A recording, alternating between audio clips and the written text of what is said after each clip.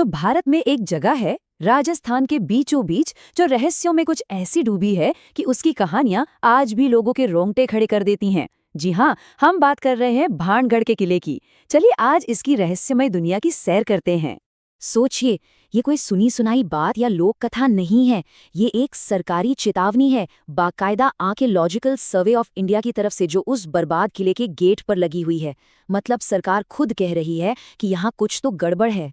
सबसे बड़ा सवाल तो यही है कि एक शहर जो कभी 9,000 से ज्यादा लोगों से गुलजार था, एक फलता फूलता जीता जागता शहर, वो अचानक भारत की सबसे भूतिया जगह में कैसे तब्दील हो गया? आखिर ऐसा क्या हुआ होगा वहां? अच्छा, तो इस रहस्य को समझने के लिए हमें उन दो मशहूर कहानियों को जानना होगा जो सदियों से इस किले के साथ जुड़ी हुई हैं। आप देखिए, मजे की बात यह है कि ये दोनों कहानियां एक दूसरे से बिल्कुल अलग है। एक कहानी है एक साधु के गुस्से की, तो दूसरी एक तांत्रिक के जुनून की। लेकिन दोनों का अंजाम एक ही है, भानगढ़ की पूरी तबाही।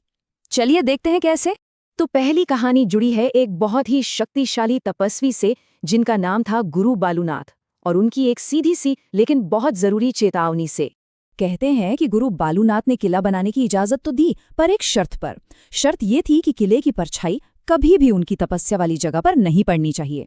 2 पीढ़ियों तक तो सब ठीक रहा, राजाओं ने इस बात का सम्मान किया। लेकिन फिर एक राजा आए जिन्होंने इस चेतावनी को नजरअंदाज कर दिया और किले को और ऊंचा बनवा दिया। और बस वही हुआ जिसका डर था।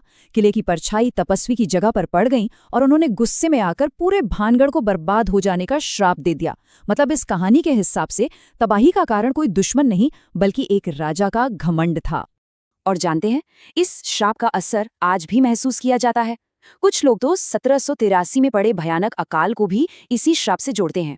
और वहां के लोग मानते हैं कि अगर कोई उन खंडहरों पर नया घर बनाने की कोशिश भी करे तो उसकी छत अपने आप गिर जाती है।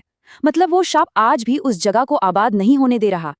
चलिए अब चलते हैं दूसरी कहानी की तरफ, जो पहली वाली से भी ज्यादा कह सकते हैं ड्रामेटिक है। ये कहानी है एक बेहद खूबसूरत राजकुमारी और एक काले जादूगर की। तो इस कहानी की नायिका है राजकुमारी रत्नावती। कहते हैं वो इतनी खूबसूरत थीं कि उनकी सुंदरता के चर्चे दूर दूर तक फैले हुए थे और उनसे शादी करने के लिए कई राजकुमार लाइन में लगे रहते थे। लेकिन इन चाहने वालों की भीड़ में एक ऐसा भी था जो राजकुमार नहीं बल्कि एक तांत्रिक था। नाम था सिंधिया।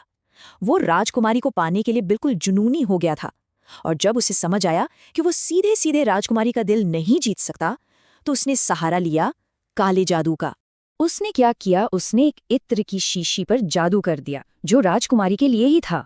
प्लान ये था कि जैसे ही राजकुमारी वो इत्र इस्तेमाल करेंगी, वो तांत्रिक के प्यार में पड़ जाएंगे और उसकी तरफ खिंची चली आएंगी।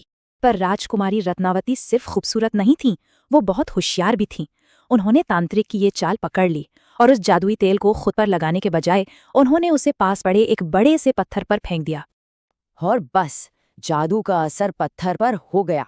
वो विशाल पत्थर तांत्रिक की तरफ लुढ़कने लगा और उसी के जादू ने उसे कुचलकर मार डाला। मतलब उसका ही जादू उसी पर उल्टा पड़ गया। लेकिन मरते मरते उस तांत्रिक ने अपना आखिरी दाव चला। उसने पूरे भानगढ़ शहर को एक भयानक श्राप दे दिया। उसने कहा कि भानगढ़ के सभी लोग मारे जाएंगे और उनकी आत्माएं सदियों तक इसी किले में भटकती रहेंगी। तो ये थी 2 कहानियां, बहुत दिलचस्प है ना? पर अब यहीं से ये मामला और भी ज्यादा पेचीदा हो जाता है। क्यों? क्योंकि जब हम इतिहास के पन्ने पलटते हैं तो वहां कुछ और ही मिलता है। देखिए, कहानी के हिसाब से तांत्रिक के श्राप के बाद पास के राज्य अजबगढ़ से एक भयानक लड़ाई हुई जिसमें भानगढ़ तबाह हो गया। श्राप सच हो गया। लेकिन इतिहास में भानगढ़ और अजबगढ़ के बीच हुई ऐसी किसी भी लड़ाई का कोई जिक्र, कोई रिकॉर्ड मौजूद ही नहीं है, कुछ भी नहीं। तो फिर सवाल तो यही है ना कि अगर कोई लड़ाई हुई ही नहीं तो फिर क्या हुआ था? वो हजारों लोग कहाँ चले गए? वो जीता जागता शहर रातों रात खंडर कैसे बन गया? वैसे एक और थ्योरी भी है। कुछ लोग मानते हैं कि ये भूत प्रेत की कहानियां असल में जानबूझकर फैलाई गई अफवाहें थीं। मकसद किले में कहीं छिपे हुए खजाने को चोरों और लालची लोगों से बचाना। तो ये सब तो हो गई कहानियां और थ्योरीज। पर आज भानगढ़ की असलियत क्या है? देखिए, आज भी जो लोग वहां जाते हैं वो अजीब अजीब बातें बताते हैं। कई लोगों को महसूस होता है कि कोई उन्हें लगातार देख रहा है या उनका पीछा कर रहा है। वहां के लोकल लोग तो रात में चीखें, संगीत और यहाँ तक कि बाजार के शोर जैसी आवाजें सुनने का दावा भी करते हैं। पैरानॉर्मल इन्वेस्टिगेटर्स ने कुछ अजीब घटनाओं को रिकॉर्ड तो किया है, पर आत्माओं का कोई ठोस सबूत उन्हें भी नहीं मिला। और सबसे डरावनी बात, कहते हैं कि जो भी रात में उस किले में रुका वो या तो कभी लौटा ही नहीं, या फिर लौटा भी तो उसकी दिमागी हालत ठीक नहीं थी। अब ये बातें सच हो या झूठ, पर ये भानगढ़ के रहस्य को कम नहीं होने देती। तो आखिर में सवाल वहीं आकर रुक जाता है कि क्या भानगढ़ में वाकई आत्माएं भटकती हैं, या फिर ये सिर्फ एक ऐसी जबरदस्त कहानी की ताकत है जिसका जवाब इतिहास के पास भी नहीं है। लगता है इस सवाल का जवाब हमेशा के लिए उन्हीं खंडरों की खामोशी में ही